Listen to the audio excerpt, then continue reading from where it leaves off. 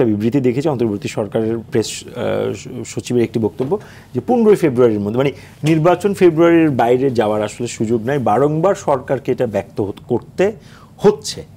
এই বারংবার যে স্যার ব্যক্ত করতে হচ্ছে, এইটার পেছনে কোনো কারণ আছে নাকি এটা স্যার আমাদেরকে আশ্বস্ত করা যে নির্বাচনটা আসলে ফেব্রুয়ারির মধ্যে হবে, যত কিছুই দেশের পরিস্থিতি হোক, যেই অবস্থা আইন শৃঙ্খলা বলেন, রাজনৈতিক যে তাপ উত্তাপ বলেন, এগুলো সব ছাপিয়েও আসলে ফেব্রুয়ারির মধ্যে যে নির্বাচন করতে সরকার আগ্রহী, এইটা আপনি কতখানি আসলে আপনি মনে করেন, সাবস্ক্রাইব করেন এই নোশনটা? দেখুন, আজকে যে সরকারের পক্ষ থেকে বক্তব্য এসেছে, আমার ধারণা যে গতকাল থেকে আপনি যেটা আমাকে প্রথমবার প্রশ্ন করেছিলেন সেইখানে বলেছিলেন যে গতকাল থেকে এটি বলা হচ্ছে যে নুরুল হক নূরের উপর যে আক্রমণটি হলো, সেই আক্রমণের মধ্য দিয়ে কেউ কেউ এই নির্বাচন যে আরো প্রলম্বিত করতে চায় সেই উদ্দেশ্যটা হাসিল করতে চায়।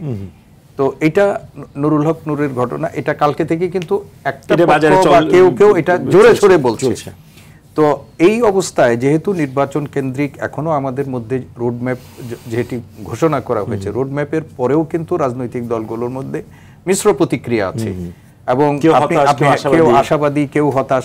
এখন অনেকগুলো ইস্যু আছে রাজনীতিতে, জুলাই সনদ বিচারে আমি যে বক্তব্যটা মূল কথাটা বলতে চাই যে এর পরেও যে প্রতিক্রিয়াগুলো হচ্ছে সেইখানে কিন্তু আপনারা মিডিয়া বলেন, তারা কিন্তু মূলত আওয়ামী লীগ, বিএনপি, জামাতে ইসলামী এবং এনসিপিকেই আপনারা সামনে নিয়ে আসছেন। গণ অধিকার পরিষদ আরো যারা আছে সেই রাজনৈতিক দলগুলো কিন্তু এক ধরনের প্রতিক্রিয়া ব্যক্ত করেছে এবং এই প্রতিক্রিয়ার মধ্য দিয়ে কেউ কেউ আশঙ্কা করছে যে নির্বাচনের ব্যাপারে সরকারের সুস্পষ্ট অবস্থানের পর, মানে এর আগে তো সরকারেরও সুস্পষ্ট অবস্থান ছিল না, সুস্পষ্ট অবস্থানের পর কোন রাজনৈতিক দল নানা ইস্যুকে কেন্দ্র করে এই নির্বাচনটাকে একটু প্রলম্বিত করা যায় না কিনা, এই ধরনের তো আমরা দেখছি। কেউ কেউ বলছেন যে নির্বাচন হতে দিব না বা নির্বাচন এটা না করলে এটা হবে না, কিন্তু সরকার এই গতকাল থেকে আবার যে নতুন করে বিতর্কটা তৈরি হচ্ছে, সেই বিতর্কের পরিপ্রেক্ষিতে আজকে সরকারের পক্ষ থেকে একটা ডেটও কিন্তু বলা হয়েছে, আগে কিন্তু বলা যে 15 ফেব্রুয়ারির মধ্যে। এটা একটা খুবই সিগনিফিকেন্ট একটা কথা। আরেকটা কথা হলো নির্বাচন সংক্রান্ত, একটা হলো নূর সংক্রান্ত একটা বিবৃতি দিয়েছে সরকার, আরেকটা বিবৃতি দিয়েছে একেবারে নির্বাচন সংক্রান্ত। এবং সেইখানে সরকারের এই যে বিবৃতির যে ভাষাটা, সেই ভাষার মধ্যে হচ্ছে যে গণতান্ত্রিক প্রক্রিয়াকে বাধাগ্রস্ত করার জন্য কোনো অপচেষ্টা যদি করা হয় বা কোনো ধরনের বাধাগ্রস্ত করা হয়, সেইখানেও সরকার এটাকে শক্ত হাতে দমন করবে বা এটাকে মোকাবেলা করবে।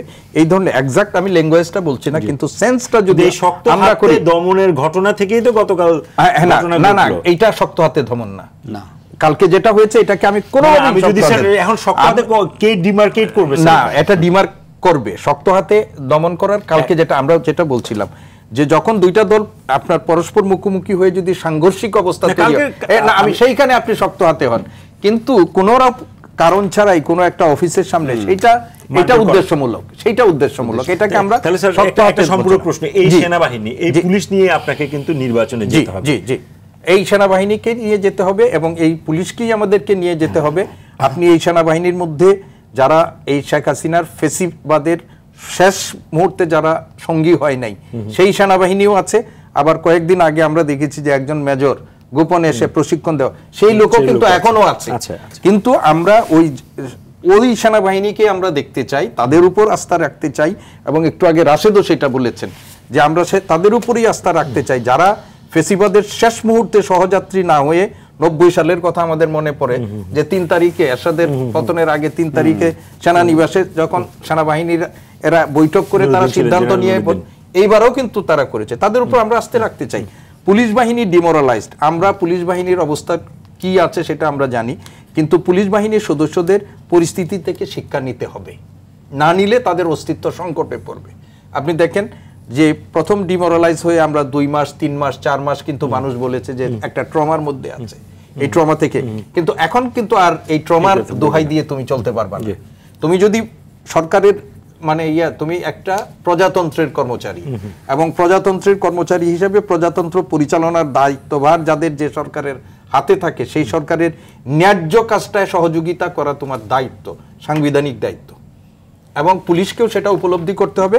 এবং আমার ধারণা এই পুলিশ বাহিনী এই নিয়ে চ্যালেঞ্জ আছে, ইলেকশন কমিশনও বারবার বলেছে যে আগামী challenge নির্বাচন আছে। আমাদের সবচেয়ে সবচেয়ে চ্যালেঞ্জ, challenging নির্বাচন। কিন্তু এই চ্যালেঞ্জ আছে বলেই কি হাত পা গুটিয়ে বসে নিশ্চয়ই, থাকার নিশ্চয়ই। কোনো উপায় সেটি- নেই। সেটি আপনি যথার্থ আমাকে বলেছেন। গণতান্ত্রিক প্রক্রিয়ায় উত্তরণের জন্য এই নির্বাচনের আয়োজন করতে হবে। এবং আরেকটু কথা বলি আমি জি, শেষ জি, করছি, please, sir। সেটি হচ্ছে গতকাল আমাদের একজন ইলেকশন কমিশনার বলছেন যে জীবন মানে যদি চলে যায় তারপরেও একটা সুষ্ঠু ভালো নির্বাচন। আমি ব্যক্তিগতভাবে কালকেও এক জায়গায় আমি বলেছি, আজকেও এই কথাটাই বলতে চাই যে আপনার জীবন উৎসর্গ করার দরকার নেই, ভালো নির্বাচন। কেবলমাত্র আপনি সাংবিধানিক দায়িত্বটি যথাযথভাবে পালন করার চেষ্টা করেন, কারো পক্ষপাতী না হয়ে Right. তাতেই একটা কিন্তু নিরপেক্ষ একটা অবস্থান থেকে নির্বাচনটা নির্বাচন